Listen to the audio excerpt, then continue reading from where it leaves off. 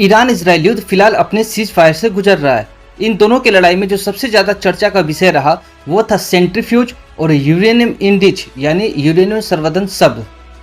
Israel का target Iran के परमाणु बम फैसिलिटीज को बर्बाद करना था, जिसके लिए सेंट्रीफ्यूज को बर्बाद करना जरूरी था। सेंट्रीफ्यूज वो मशीन होता है जिसमें यूरेनियम का संवर्धन कर उसे शुद्ध किया जाता है। 90% की शुद्धता के बाद ही यूरेनियम का यूज परमाणु बम बनाने के लिए होता है और ईरान की यूरेनियम की शुद्धता 60% तक पहुंच गई थी।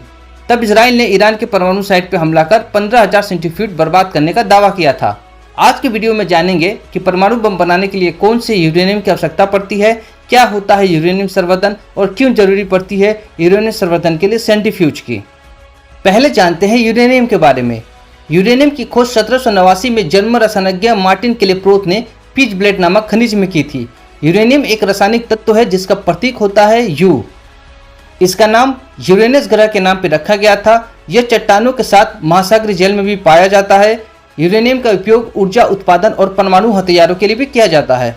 यूरेनियम में दो तरह के आइसोटोप होते हैं। आइसोटोप मतलब यूरेनियम एक होता है मगर उसके रूप दो होते हैं, जिसमें एक होता है U-238 और दूसरा U-235। यहाँ आइसोटोप का अर्थ है एक ही तत्व के रूप जिसमें प्रोटॉन तो समान होते हैं लेकिन न्यूट्रॉन अलग अलग होते हैं।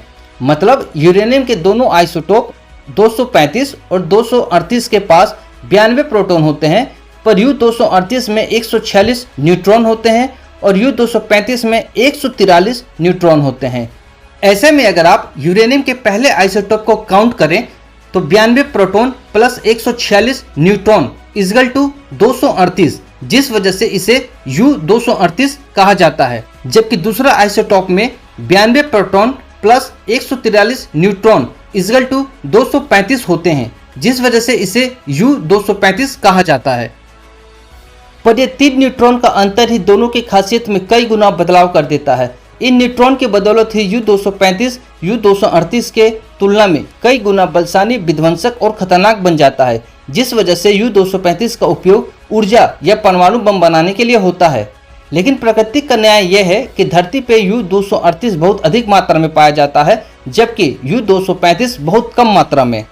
यूरेनियम में आइसोटोप U-238 की मात्रा लगभग 93.7% होती है, जबकि U-235 की मात्रा मात्र 0.7% होती है।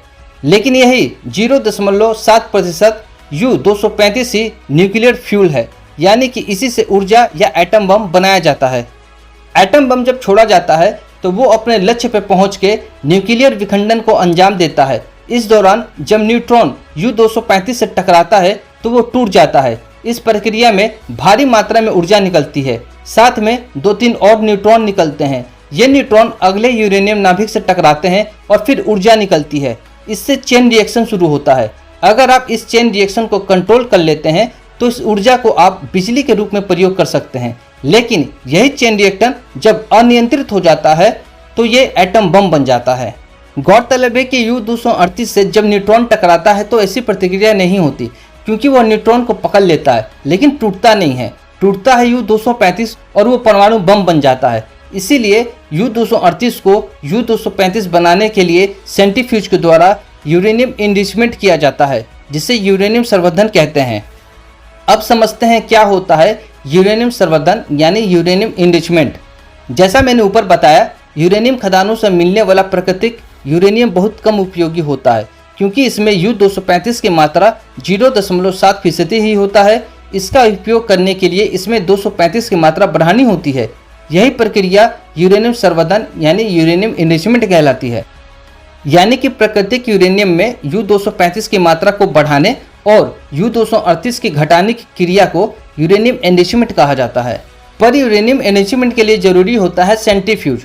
सेंट्रीफ्यूज एक ऐसा मशीन होता है जिसका उपयोग मुख्य रूप से किसी यौगिक या पदार्थों से कुछ अनावश्यक कणों को उसके आकार, चिपचिपाहट, आकार और घनत्व के आधार पर रोटेटेड डिवाइस के अंदर तेजी से घुमाकर अलग करके किया जाता है। आसान भाषा में समझें तो जब आप किसी पदार्थ को सेंट्रीफ्यूज में डाल के बहुत तेज स्पीड से घुमाते हैं तो उसमें भारी कण बाहर की ओर यानी बर्तन की दीवार की तरफ चले जाते हैं और हल्के कण अंदर की तरफ रह जाते हैं। यही प्रक्रिया सेंट्रीफ्यूज मशीन द्वारा होती है।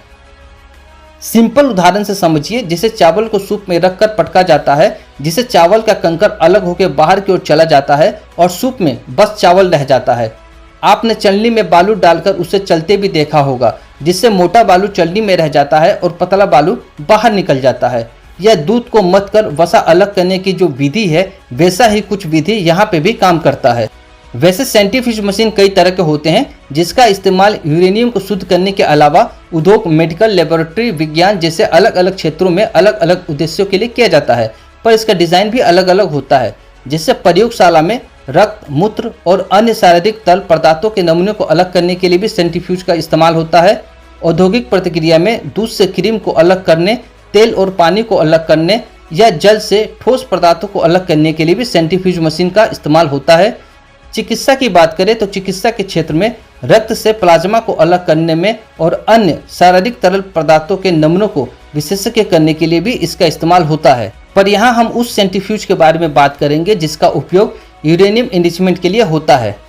जैसा कि हम पहले भी बता चुके हैं, प्रकृति में ज्यादातर यूरेनियम U-238 के रूप में ही मौजूद है। महज 0.7% यूरेनियम ही U-235 के रूप में है। परमाणु बम बनाने के लिए U-235 की मात्रा 90% होनी चाहिए। इसे बढ़ाने के लिए सेंट्रीफ्यूज टेक्नोलॉजी का इस्तेमाल किया जाता है। जब सेंट्रीफ्यूज में यूरेनियम डाला जाता है तो यह अत्यंत तेज गति से घूमकर यूरेनियम को संवर्धन करती है, जिससे परमाणु बम बनाने वाले यूरेनियम में शुद्धता आती है। यूरेनियम की 90% की शुद्धता परमाणु बम बनाने के लिए काफ़ी होता है।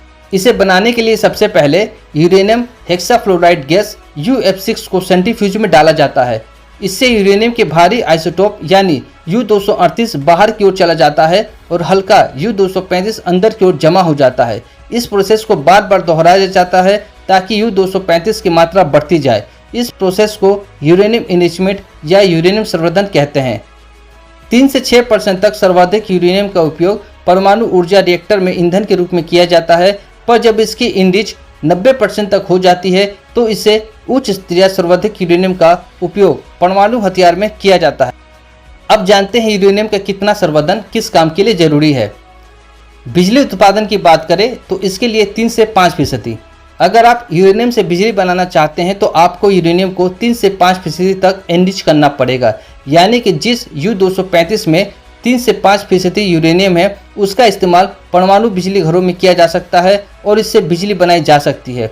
इस यूरेनियम को लो एनरिच यूरेनियम कहते हैं। दुनिया भर के परमाणु बिजली घर इसी लेवल का यूरेनियम अपने परमाणु रिएक्टर में बिजली बनाने के लिए उपयोग करते हैं।